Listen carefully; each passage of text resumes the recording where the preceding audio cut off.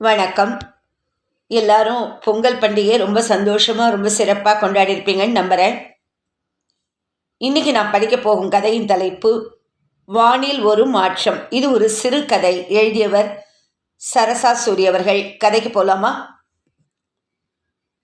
Chicago நகரின் ஓஹேர் பன்னாட்டு விமான நிலையம். பறவைகள் கூட்டம் போல வினாடிக்கொரு விமானம் டேக் ஆஃப் லேண்டிங். உலகிலேயே மிக அதிக விமான போக்குவரத்து உள்ள நகரங்களில் ஒன்று. வானிலை மாற்றங்கள் காரணமாக அதிக தாமதங்களும் விமான பயணம் ரத்தாவதும் ஏற்பட்டாலும் மிகவும் பரபரப்பான விமான நிலையம். இன்றைக்கு அந்த மாதிரியான ஒரு நாள். பனிமூட்டம், மழை, புயல் காரணமாக 2 மணி நேர தாமதம் 4 ஆகி 6 ஆகி பின்னர் அறிவிப்பும் நின்ற நிலையில் மணி இரவு 12 ஆகி இருந்தது. அப்போதுதான் அகிலா அவள் கண்ணில் பட்டாள். அகிலா அவளது பிரியமான பள்ளி தோழி. முதல் வகுப்பிலிருந்து 12ஆம் வகுப்பு வரை அவளுடன் பள்ளி பருவ நாட்களில் சகல சுக துக்கத்தையும் பகிர்ந்து கொண்ட, அவள் வாழ்க்கையே அர்த்தமுள்ளதாக மாற்றிய அவளது அகிலா. ஹலோ அகிலா, நீ இங்க எப்படி? என்ன தெரியுதா? அபிராமி, நீயா? என்ன ஒரு பிளசன்ட் சர்ப்ரைஸ். பாரு, இவ்வளோ நேரம் நாம இங்கேயே இருந்தும் பார்க்காம மிஸ் பண்ணிட்டோமே. இருவரும் ஒருவரை ஒருவர் கட்டி பிடித்து கொண்டு கண்ணில் நீர் ததும்ப எவ்வளவு நேரம் நின்றிருப்பார்களோ தெரியவில்லை. விமானம் இன்னும் அரை மணி நேரத்தில் புறப்படுவதாக அறிவிப்பு வந்ததும் தான் இருவருக்கும் சுய நினைவு திரும்பியது. பாரு, நாம இப்போதானே பார்த்துக்கிட்டோம், அதுக்குள்ள கிளம்ப வேண்டியிருக்கே. எவ்வளவு நேரத்தை வேஸ்ட் பண்ணிட்டோம். அதற்குள் இன்னொரு அறிவிப்பு.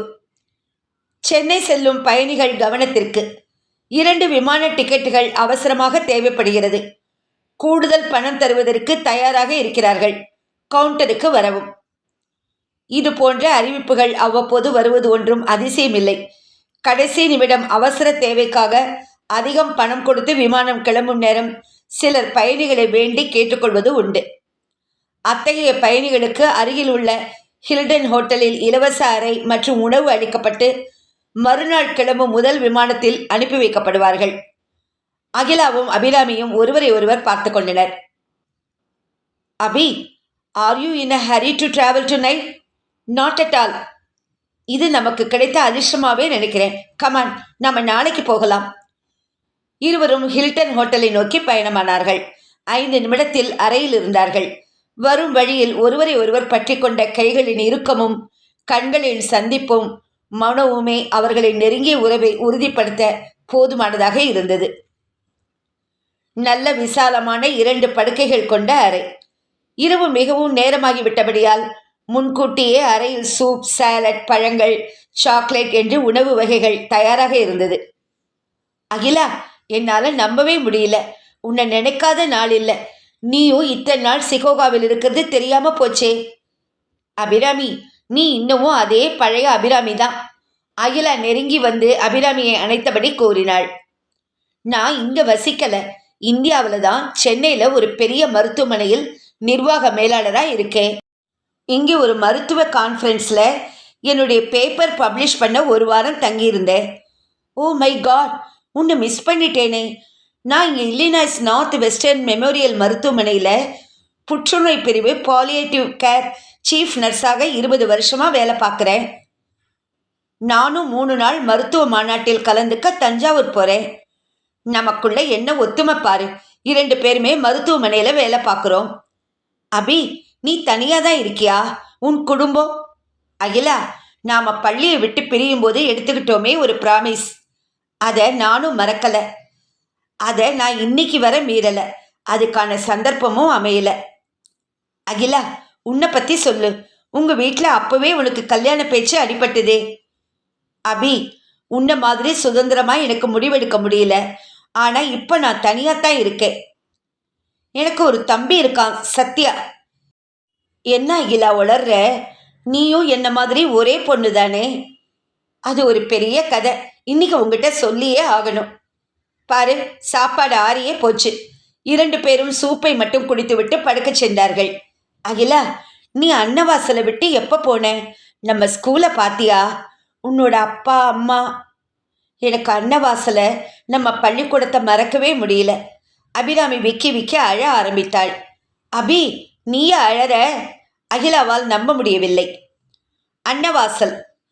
அன்னவாசல் புதுக்கோட்டையில் உள்ள ஒரு அழகிய சிறு கிராமம். அங்கிருந்த சிறுமலர் உயர்நிலைப் பள்ளியில்தான் இருவரும் அறிமுகம். பாய் பாய் என்று தன்னை இறக்கிவிட்ட ஆட்டோ டிரைவருக்கு கையாட்டிவிட்டு விடுவிடுவென்று நடந்தாள் அபிராமி. அபி பாப்பா, பத்ரம், பள்ளிக்கூடம் விட்டதும் வந்து நில்லுங்க, சமத்தா இருங்க. நீங்க போங்க முரளி அண்ணா, எனக்கு ஒன்றும் பயமில்லை. திரும்பி பார்க்காமல் பள்ளிக்குள் நுழைந்தாள். அன்றுதான் பள்ளி திறந்த முதல் நாள். குழந்தைகளின் அழுகை சத்தம், விக்கி விக்கி அழும் குழந்தைகள், கேட்டை கெட்டியாக பிடித்து கொண்டு கண்ணீர் விடும் குழந்தைகள், அம்மாவின் தரதர பிடியிலிருந்து தப்பிக்க பார்க்கும் குழந்தைகள், முகத்தை இறுக்கமாக வைத்துக்கொண்டு ஆசிரியரை முறைத்து பார்க்கும் குழந்தைகள் என்ற பலவித பட்டாம்பூச்சிகளின் நடுவில் தனியாக தெரிந்தாள் அபிராமி. நேராக இந்திரா டீச்சரிடம் போய், குட் மார்னிங் டீச்சர், என்னோட கிளாஸ் எங்க இருக்கு என்று கேட்ட அபிராமியை அப்படியே தூக்கி கொண்டு 2 கன்னத்திலும் மாறி மாறி முத்தமிட்டாள். என் செல்ல குட்டியே, இரு, முதல்ல எல்லாரும் வரட்டும், உன் கிளாஸ்ல நானே கொண்டு உட்கார வைக்கிறேன், சரியா? Thank you miss. வகுப்பில் அவள் பக்கத்தில் உட்கார்ந்து பிழிய பிழிய அழுது கொண்டிருந்தவள் தான் அகிலா. கண் மூக்கு எல்லாம் சிவந்து கிடந்தது. எதுக்கு அழற? இது நம்ம கிளாஸ், பாரு எத்தனை பேர் இருக்காங்க. அபிராமி அவள் கையை பற்றியபடி அவள் கண்களை தன் கைக்குட்டையால் துடைத்து விட்டாள். அம்மா, அம்மா கிட்ட போகணும். விசித்தபடி அகிலா சொன்னதை கேட்டு கலகலவென்று சிரித்தாள் அபிராமி. அம்மாவா?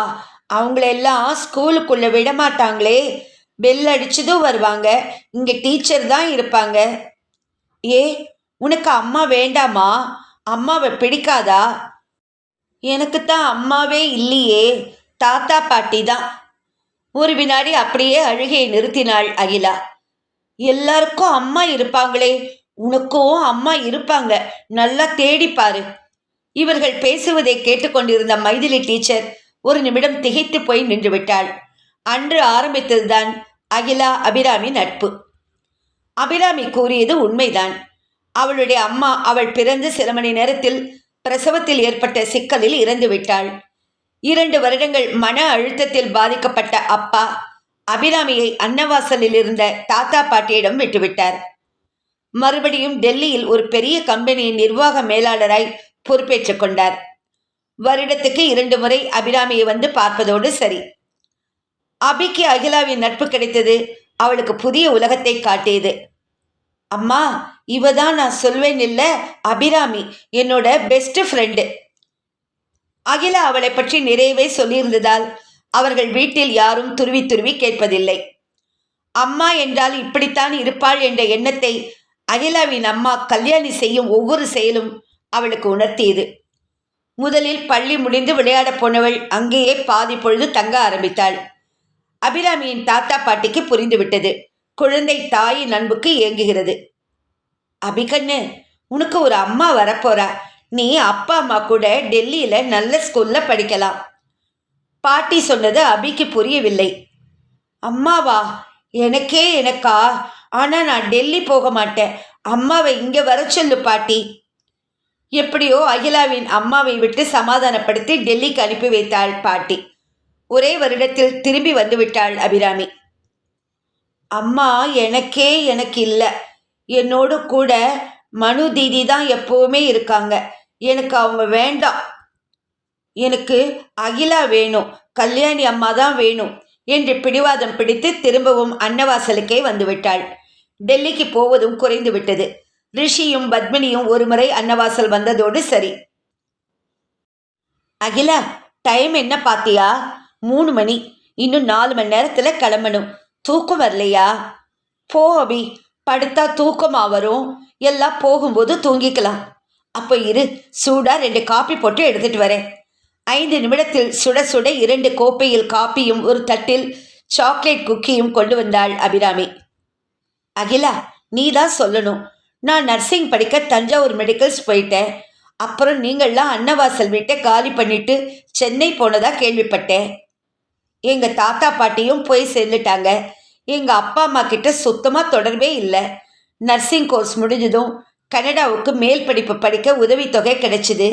அங்கே 3 வருஷம் வேலை பார்த்துட்டு சிகாகோ மருத்துவமனையில் நர்ஸாக சேர்ந்து 15 வருஷத்துல இப்போ சீஃப் நர்ஸா இருக்கேன். மூச்சு விடாமல் பேசி முடித்தாள் அபிராமி. அகிலா, நீ சென்னைக்கு எதுக்காக போன? உன்னை பத்தி சொல்ல. உனக்கு தம்பி எங்கேருந்து வந்தான்? ஸ்கூல் முடிச்சதும் எங்க அப்பா இறந்துட்டாங்க. எங்க அம்மாவுக்கு ஒண்ணுமே தெரியாது. எங்க மாமா சென்னையில நல்ல வேலையில இருந்ததுனால அங்க கூட்டிக்கிட்டாரு. நீ தான் மார்க் ஷீட் கூட வாங்காம டெல்லிக்கு போயிட்டியே, என்கிட்ட கூட சொல்லல. நான் எப்படி அழுதேன் தெரியுமா? நீ நர்சிங் சேர்ந்தது கூட எனக்கு தெரியாது. உன்னையும் தாத்தா பாட்டி டெல்லிக்கு கூட்டிட்டு போனதா தான் சொன்னாங்க. அபி, நீ சொன்ன பாரு, நாம எடுத்துக்கிட்ட ப்ராமிஸ் படி நீ கல்யாணம் செய்துக்கலன்னு. ஆனா எனக்கு அது முடியாம போச்சு. அம்மா எனக்கு கண்டிப்பா கல்யாணம் பண்ணி வச்சுட்டு தான் கண்ணை மூடுவேன்னு பிடிவாதமா இருந்தாங்க. Oh, you are married and separated Abhi. அவரோட என்னால் ஒரு வருடம் கூட சேர்ந்து இருக்க முடியல. ஆஃபீஸில் நிறைய தில்லுமுள்ளு பண்ணி என் நகையெல்லாம் விற்று மேலே சொல்லாமல் இருக்கிறது தான் பெட்டர். லீகலாக பிரிஞ்சிட்டோம். மாமா தான் என்னை ஹாஸ்பிட்டல் மேனேஜ்மெண்ட் படிக்க வச்சாரு. அபி, நாம் ஸ்கூல் டேஸில் எவ்வளவு சந்தோஷமாக இருந்தோம். அந்த மாதிரி மறுபடியும் வராதான்னு மனசு ஏங்குது அபி. அகிலா, அம்மாவையே பார்க்காத எனக்கு உங்கள் அம்மா மட்டும் இல்லைன்னா நான் என்ன ஆயிருப்பேனோ தெரியாது. ஆமாம், உன்னோட தம்பி கதையை சொல்லவே இல்லை. உன் கணவரோட தம்பியா? அபி, இப்போ கண்ணை சொல்லிட்டுது. 1 மணி நேரமாவது தூங்கி எழுந்திருக்கலன்னா நடக்கக்கூட சக்தி இருக்காது. போகும்போது பேச ஒன்றும் இருக்காது. அப்போ சொல்கிறேன், குட் நைட். அகிலா, தூங்கத்துக்கு முன்னாடி ஒன்று கேட்கணும். நீயும் உன் அம்மாவும் எனக்கு செஞ்ச உதவிக்கு என்னால் ஒன்றுமே திருப்பி கொடுக்க முடியல. நீ வாழ்ந்த வாழ்க்கைக்கு ஒரு அர்த்தம் இருக்கு. ஆனால் எனக்கு எப்பவுமே ஒரு வெறுமை தான் நிலைச்சு நிற்குது. சொல்லு அகிலா, என் வாழ்க்கைக்கு ஒரு அர்த்தம் வேணும். நீ பார்க்குற இந்த வேலையே ஒரு புனிதமானது தானே. எத்தனை பேருக்கு உயிர் பிரியும் நேரத்தில் ஆறுதலாக இருக்க. அது என் தொழில் தர்மம், கடமை. ஆனால் உன்னை மாதிரி உன் அம்மா மாதிரி ஒரு பலனையும் எதிர்பார்க்காம அன்பையும் நேரத்தையும் என்னால் கொடுக்க முடியலையே. இப்போ படுத்து தூங்கு. நீ விரும்பும் வாழ்க்கை உனக்கு நிச்சயம் கிடைக்கும். என்ன நம்பு. கண்களில் ஒட்டி கொண்டிருந்த மிச்ச தூக்கத்தையும் பெட்டிகளுடன் சுமந்து கொண்டு இருவரும் விமான நிலையத்தை அடைந்தனர். சரியான சமயத்துக்கு கிளம்பியது விமானம். அகிலா, எத்தனை பேர் ஸ்கூல்ல நம்ம பார்த்து பொறாமப்பட்டிருக்காங்க, நினைவிருக்கா? ஒரு முறை நம்ம கிளாஸ் டீச்சர் அருணா நம்ம 2 பேரும் சேர்ந்து உட்காரக்கூடாதுன்னு உன்னை கடைசி பெஞ்சுக்கு அனுப்பி வச்சாங்களே. 1 வாரத்துக்கு டீச்சரோட சண்டை போட்டு நானும் பின்னாடி உன்னோட உட்கார்ந்ததை நினைச்சா சிரிப்பா வருது. அபி, நீ எப்படி எல்லாத்தையும் ஞாபகம் வச்சிருக்க? ஏன் அபி, உங்க அப்பா அம்மாவை பார்க்கணுன்னு உனக்கு தோணவே இல்லையா? அப்படி என்ன வெறுப்பு? தெரியல அகிலா. அப்போ நான் இருந்த மனநிலையில என்னால் வேற யாரையும் அம்மாவா ஏற்றுக்க முடியல. இப்போ அது தப்போன்னு தோணுது. உனக்கு தெரியுமா அவங்க எப்படி இருக்காங்க? அதற்குள் பனிப்பெண் குளிர்பானத்துடன் வந்தாள். White wine for me. Akila, நீ என்ன குடிக்கிற? நீயும் ஒரு வைன் எடுத்துக்கோ. நான் இதுவரைக்கும் சுவைத்து பார்த்ததில்லை. பனிப்பெண் அவர்களை பார்த்து புன்னகைத்தாள். ஏ ரீயூனியன், என்ஜாய் என்று கூறிவிட்டு நகர்ந்தாள். சியர்ஸ் என்று இருவரும் அந்த நாளை கொண்டாடுவது போல ஒரே உற்சாகத்தில் வானில் மிதந்தார்கள். கூடவே உணவும் வந்துவிட்டது. ஒன்றுமே சாப்பிடாமல் கிளம்பியதால் 2 பேரும் மௌனமாக சாப்பிட்ட உடனே கண்ணை மூடியதுதான் தெரியும். அகிலாவும் அபிராமியும் நன்றாக தூங்கி எழுந்ததில் உற்சாகமாய் இருந்தார்கள். பனிப்பெண் கொண்டு வந்த காப்பி தொண்டையில் இறங்கியதும் மறுபடி சுறுசுறுப்பு தொற்றிக்கொண்டது. அகிலா, உங்க அம்மாவை மாதிரி ஒரு தாய் கிடைக்க நான் கொடுத்து வச்சிருக்கணும். ஒருவேளை நான் கொஞ்சம் பிரியம் காட்டியிருந்தா எங்க சித்தியும் ஒரு நல்ல அம்மாவா இருந்திருப்பாங்க இல்ல? சரி, உன் தம்பி கதையை சொல்லு. அபி, ஒரு 10 வருஷம் இருக்கும். நான் அப்பதான் வேலையில சேர்ந்த புதிது. எனக்கு ஒரு தொலைபேசி அழைப்பு, பெங்களூரில் உள்ள ஒரு மருத்துவமனையிலிருந்து. ஹலோ, அகிலா நம்பர் தானே? ஆமாம், அகிலா தான் பேசுகிறேன். உங்களுக்கு ரிஷி, பத்மினி இவங்களை தெரியுமா? சட்டுன்னு நினைவுக்கு வரல. ஐயோ அகிலா, அது என் அப்பா சித்தி பேரு தானே. பொறு அபி, நல்லா யோசிச்சு பாருங்க. டெல்லியில் அந்த பேரில் யாரையாவது? ஆமாம் மேடம், டெல்லின்னதும் ஞாபகம் வந்துருச்சு. நல்லாவே தெரியும். ப்ளீஸ் சொல்லுங்க. நீங்கள் உடனே கிளம்பி பெங்களூரு மணிப்பால் ஆஸ்பத்திரிக்கு ஏர்போர்ட் ரோட்ல இருக்கே, அதுக்கு வரணும். என்ன விஷயம்னு சொல்லுங்க, உடனே கிளம்பணும்னா. மேடம், நீங்களும் மருத்துவமனையில தானே வேலை பார்க்குறீங்க, இது ஒரு எமர்ஜென்சி, நேரில் தான் சொல்ல முடியும். ப்ளீஸ் யோசிக்காதீங்க, வந்ததும் என்னை காண்டாக்ட் பண்ணுங்க. மேடம், இது என்னோட தாழ்மையான வேண்டுகோள். அப்புறம் நடந்ததெல்லாம் கனவு மாதிரி இருக்கு அபி. மைசூர் பெங்களூர் ஹைவேல ஒரு மேஜர் ஆக்சிடென்ட். உங்கள் அப்பாவும் சித்தியும் ஐசியூவில் ரொம்பவே கிரிட்டிக்கல். அவங்களோட 4 வயது பையன் சத்யா மல்டிபிள் ஃப்ராக்சர். அகிலா, சத்யா சத்யா என் தம்பி. ஓ மை காட், எனக்கு ஒரு தம்பி. அப்பாவும் சித்தியும். Abhi, you would have guessed it by now. அவங்கள பிழைக்க வைக்க முடியல. அவங்க கிட்ட இருந்த ஒரே கான்டாக்ட் நான் தான். சத்யாவை நான் என்னோட கூட்டிட்டு வந்துட்டேன். 1 மாதம் பேப்பரில் விளம்பரம் எல்லாம் கொடுத்து பார்த்தோம், no response. In fact I was very happy. உன் தம்பி எனக்கும் தம்பி தானே, எங்கிட்டேருந்து அவனை யாரும் பிரிக்கக்கூடாதுன்னு எண்ணாத நாள் இல்லை. அகிலா, பாத்தியா, மறுபடியும் என்னை கடனாளி ஆக்கிட்ட. எனக்கு சத்யாவை பார்க்கணும், அவன் எனக்கு வேணும், திருப்பி தருவியா? அவனை முதல்ல வந்து பாரு, அவன்கிட்ட உன்னை பற்றி நிறைய சொல்லியிருக்க. அண்ணா பன்னாட்டு வானூர்தி நிலையம். அகிலா அபிராமியுடன் வீல் சேரில் சுமார் 14 வயது மதிக்கத்தக்க ஒரு பையன் சத்யா. அபி, எனக்கு இவனை விட்டு பிரிஞ்சு இருக்க முடியும்னே தோணலை. நீயும் என்னோட வான்னா கேட்க மாட்டேன்னு சொல்லிட்டியே.